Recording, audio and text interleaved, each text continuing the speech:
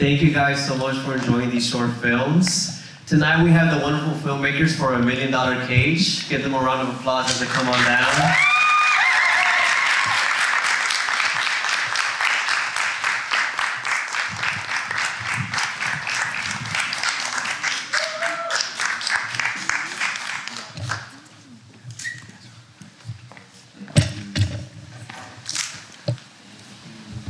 Would you guys like to introduce yourselves real quick?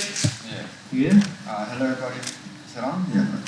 You're struggling just like me. That's all good. Yeah. Thanks for watching. My name is Mendoza, and I was. I'm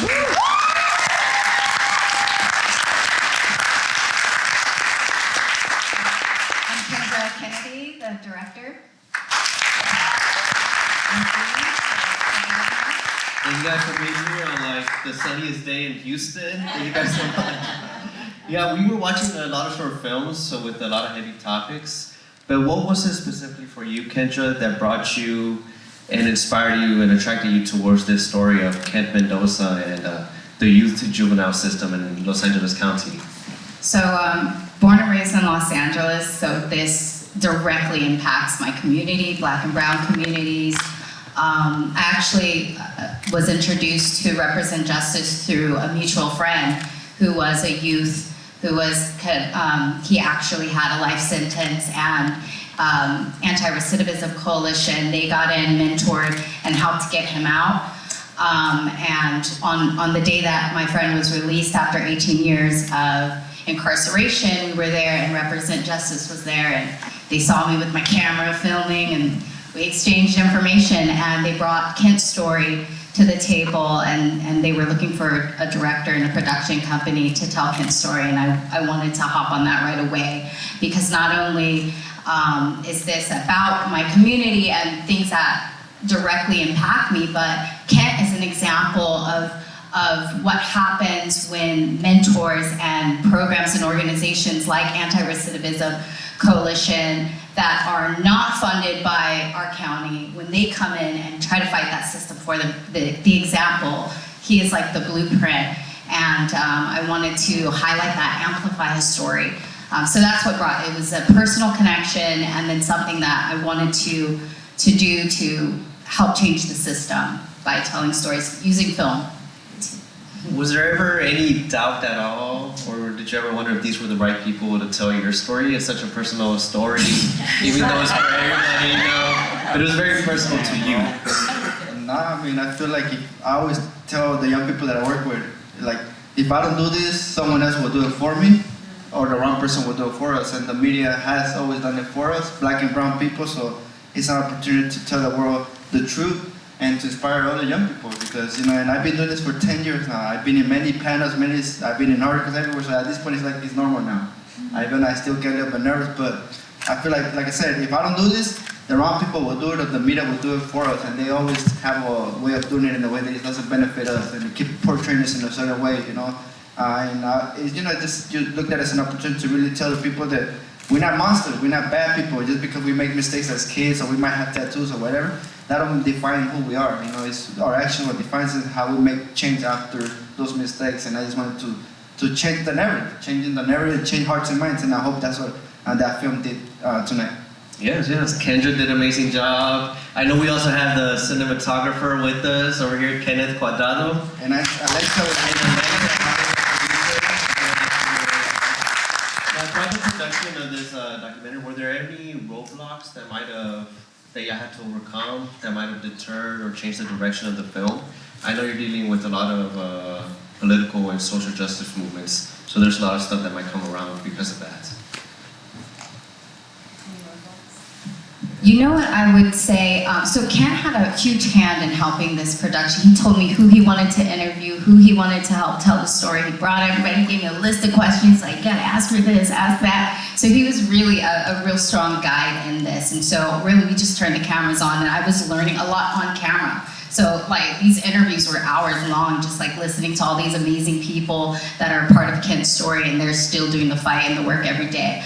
But one thing I do know, a couple things, like not all advocates can have had like actual lived experiences in the system. So it was important that even though I was getting all these other voices, that to make sure that I was centering the youth that were actually impacted, because they don't always have the same opinions as, you know, the attorneys and all these other advocates that have never been incarcerated. So it was important, like some things that, even though it had great, powerful, articulate sound bites, I had to cut them out because they weren't necessarily in line with how the youth really feel.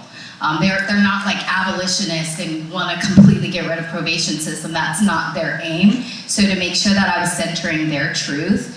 And there were even times where Kent's like, yo, we gotta get the story out. They're trying to smear my name, you know, as I'm entering these spaces. They're trying to tell the, you know, the public who I am before I get a chance to. So that would, I would say, is a roadblock. Is that. Oh, absolutely. Yeah, I think that was one of the roadblocks. So I've been doing this. I'm well known in LA County as an advocate and a community advocate. So I've been attacked by this system themselves, by probation system. They're trying to defame and slander my name, and I feel like this was also an opportunity to counter that narrative as well. Because the more you become a leader, the more you become a successful in attacking these systems and their budgets, the more you become a threat to them. And I became a threat to them at one point. They were literally trying to attack me. So that was a roadblock, but that didn't stop me. I'm still doing this. Yeah, thank you so much, Kent and Kyndra as well. Before we open up the questions to the rest of the audience, one last question. I know we have a lot of filmmakers here that want to tackle their own topics and their own issues, especially some that come with the social justice system. Are there any game-bringing tips, advices that y'all want to offer to them?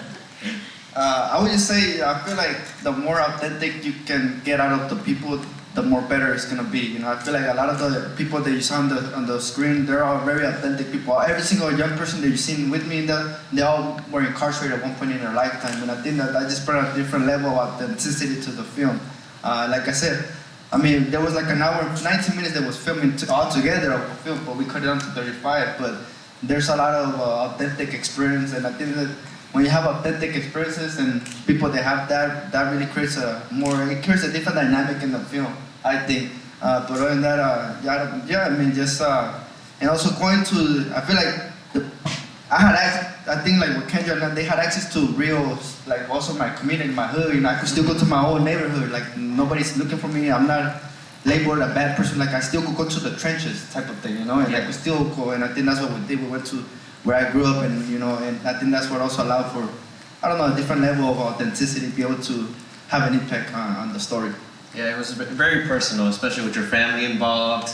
Many moments of vulnerability. How was it capturing those moments where, you know, Kent was really feeling all the emotions? I know, I did feel it's rude that I was like, keep rolling. You know, as he's getting emotional, I wanted that, you know, to show that raw emotion. So I'm so grateful that Kent did let us into his home and meet his family and share that moment. Like that was literally the first time he FaceTimed with his father.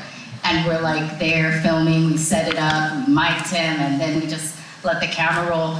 Afterwards, he just broke down, and I felt like, ooh, I don't want to turn it off, but I know that for the purpose of this film is like letting the public in, because we're not allowed to humanize youth once they join gangs, and once they get incarcerated, they're now monsters.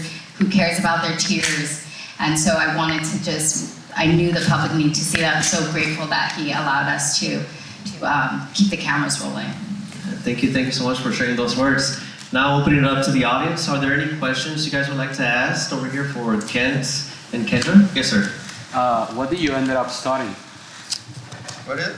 Yeah, on the movie, you were going to school, right? When you were incarcerated. What did you get your degree on? Well, when I was incarcerated, unfortunately, because you're undocumented, you can't really go to school, so I self-educated, but when I got out, I did go for political science and major. Cool.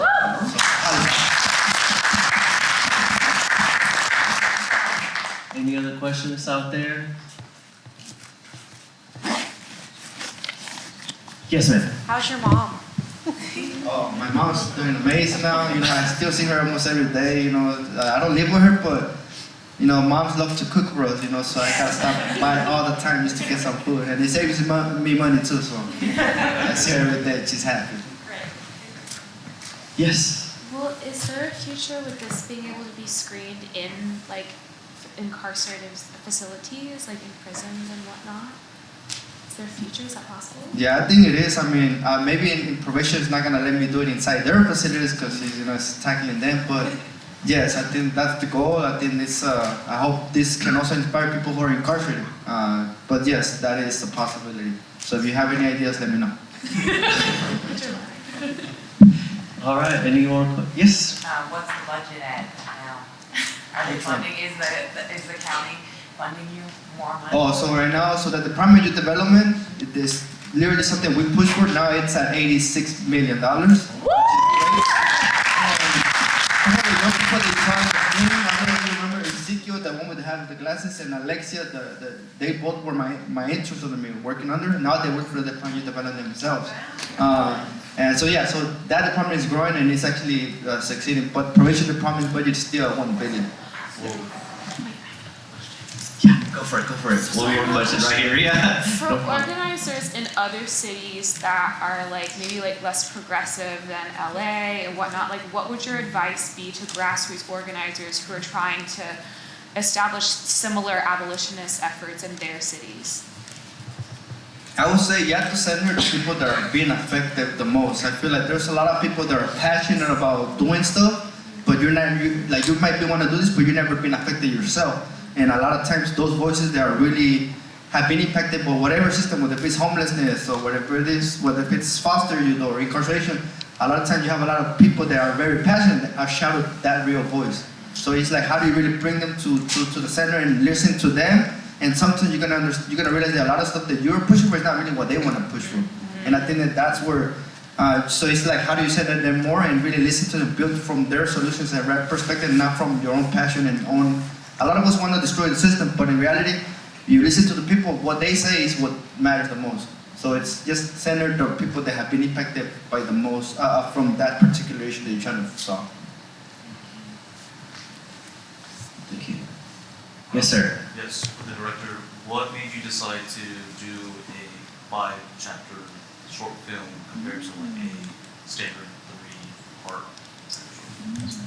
Honestly, so we interviewed so many people that everyone that you saw interviewed, they pretty much gave me their background, how they got involved in this advocacy work, how they met Kent. So I had this awesome, I'm like, wow, this is really huge. And so to do what Kent was saying, to just center the main voice, tell the story, focus it on Kent, I felt like it had those different chapters. You have to know where he came from. You had to see that he came, the birth of an outcast. How did the outcast come to be? And then, get what happened in incarceration. So it really was all those chapters. So he was incarcerated, and then in there he got that mentorship and could have a transformation. Then when he came out, redemption. So it really just naturally for me that it played out as a 5-act. And I had to, and that was, if that was a roadblock, it was as an editor, the editor, he's like, I'm still, PTSD over here for having to cut back that much footage and to still hopefully tell an effective story. So yes, it was the length of the story to begin with and what I felt everyone needed to see to have that, to change somebody's mind, hopefully, to give you that perspective of a human being. And to hopefully, make people believe that if you put $1 million in incarceration, what would happen if we put that $1 million into support, into development, into prevention? Thank you so much, Ken. Thank you so much, Kyndra.